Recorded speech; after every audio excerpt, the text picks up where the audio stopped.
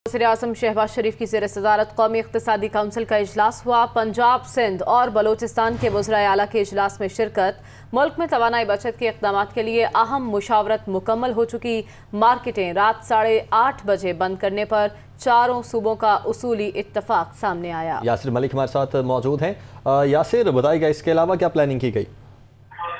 जी बिल्कुल, वज़ीर-ए-आज़म शहबाज शरीफ की ज़ेर सदारत कौमी इक़्तिसादी कौंसिल का इजलास हुआ। वज़राए आला का तवानाई के बहरान से निमटने के लिए मुल्क गिर इक़दामात पर वफाकी काबीना के फैसलों से असूली तौर पर जो इत्तफाक है वो सामने आया है। इजलास में वज़ीर आला सिंध मुराद अली शाह, वज़ीर आला पंजाब हमजा शहबाज और अब्दुल कुद्दूस बदीन ने शिरकत की। इजलास में तवानाई की बचत के हवाले से तजावीज़ और फैसलों से मुतल्लिक सूबाई वज़ीर आला को आगाह किया गया। चारों सूबों ने बाजार और दुकानें रात 8:30 बजे बंद करने की तजवीज़ पर असूली तौर पर इत्तफाक कर लिया है। सिंध, पंजाब और बलोचिस्तान के वज़राए आला ने 2 दिन की मोहलत जो है वो वफाक की हुकूमत से मांग ली है। इसके साथ साथ सूबों में तिजारती और कारोबारी तंजीमों से मुशावरत जो है वो मुकम्मल की जा सकेगी और इजलास में सूबा खैबर पख्तूनख्वा की नुमाइंदगी जो है वो chief secretary doctor Shahzad Khan Bangash ने की।